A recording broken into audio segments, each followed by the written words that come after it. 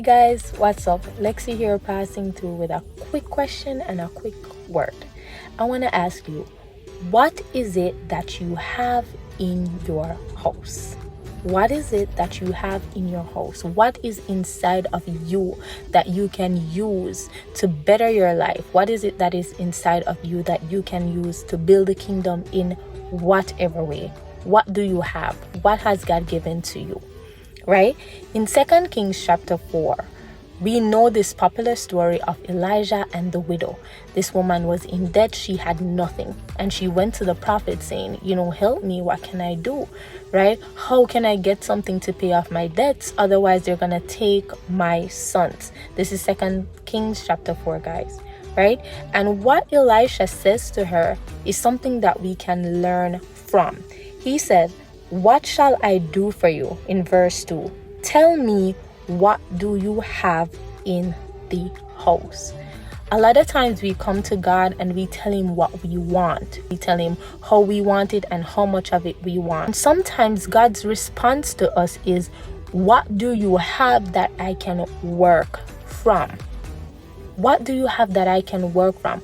God wants to know, what can I develop? What can I multiply? Anything times 0 is 0. And if you want to get something from God, you have to start with something more than 0. Just start with something.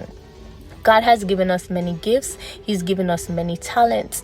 The Bible said he has given us power to attain wealth. God has invested something in you. And so we have to look on, how am I using this to further the kingdom? Or how am I using this to better myself? A lot of us are walking around with multi-million-dollar companies invested in us, in our gifts and in our talents. And we never ever reach to that point where we get to it. Why? Because we don't develop them. And a lot of times we don't value them, right?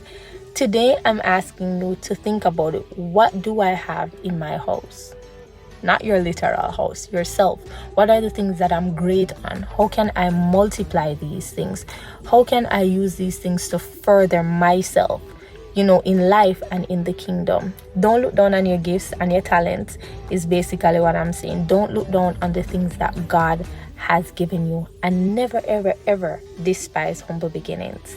All right, so I want you guys to stay blessed. Remember, go ahead and read 2 Kings chapter 4 for yourself if you haven't yet read it. Bye.